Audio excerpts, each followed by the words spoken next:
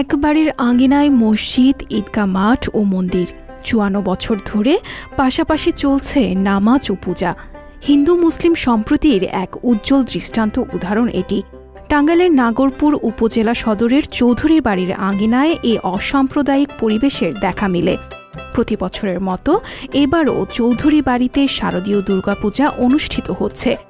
পাশে মসজিদ, আজান ও নামাজের সময় বন্ধ থাকছে ঢাক ঢোলের বাজনা।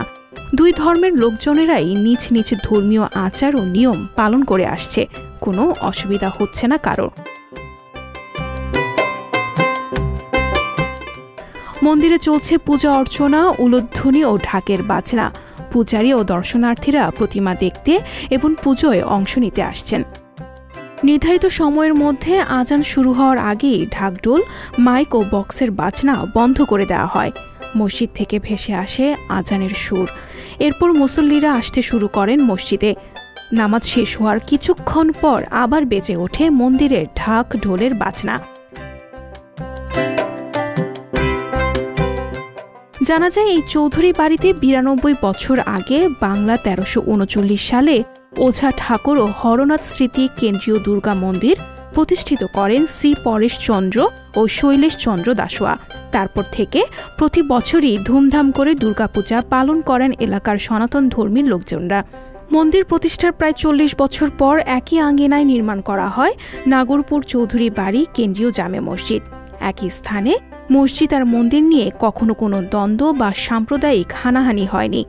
হিন্দু মুসলিমরা যার যার ধর্ম পালন করে আসছেন।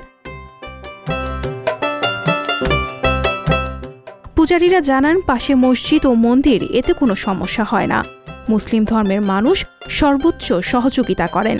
নামাজ ও আজানের সময় পুজো বন্ধ থাকে। যুগ যুগ এই সম্প্রীতি বজায় রয়েছে।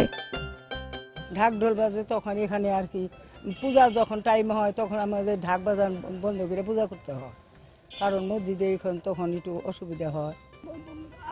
আমার যে বয়সের সাথে এই পূজা প্রায় ৫০ বছর তো হয়েছে, কিন্তু আমরা এইখানে এসে পূজা প্রায় ৩০-৪০ বছর হইব, এতেই বেশি। তার আগে অনেক আগের পূজা, এটা পুরানো পূজা। অনেক তাদের ধর্ম তারা করে, আমাদের ধর্ম আমরা করি, এর লিগে তো কোনো অসুবিধা নাই। যার যার ধর্ম করে, মানুষ তো মানুষ একই, এর লিগে কোনো অসুবিধা নেই। মুসল্লিরা জানান, তাদের মধ্যে কোনো ঝগড়াঝাটি নেই। আজান নামাজের সময়সূচি তাদের কাছে দেয়া আছে। নামাজ ও আজানের সময় বাজনা বন্ধ রাখে। তাদের নামাজে যাতে কোনো অসুবিধা না হয় সেদিকে লক্ষ্য রাখে। তাদের সার্বিক সহযোগিতা করে। নামাজ শেষে তারা আবার তাদের ধর্মীয় উৎসব পালন করেন।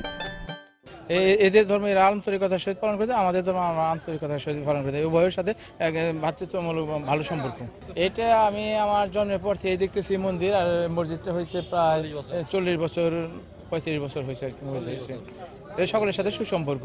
হিন্দু মুসলমান আমরা সমাজে এলাকায় বসবাস করি, ভাই ভাই হিসেবে বসবাস করি। আমরা একই প্রাঙ্গণে মসজিদ এবং মন্দির, এখানে একই সাথে যেমন নামাজ হচ্ছে, ঈদের সময় ঈদের জামাত হচ্ছে এবং এখন এই শারদীয় দুর্গোৎসব এখানে অনুষ্ঠিত হচ্ছে। আমি সর্বোপরি বলতে পারি নাগরপুরে সার্বিক আইন শৃঙ্খলা সহ সকল পরিস্থিতি খুবই স্বাভাবিক রয়েছে এবং মানুষের মধ্যে যে সম্প্রীতি, এই সম্প্রীতি আগেও বজায় ছিল, বর্তমানেও বজায় আছে এবং আমি আশা করব এই সম্প্রীতি সবসময় বজায় থাকবে এবং আমরা একটি সুন্দর বাংলাদেশ গড়ে তুলব এই সাম্প্রদায়িক সম্প্রীতির মাধ্যমে।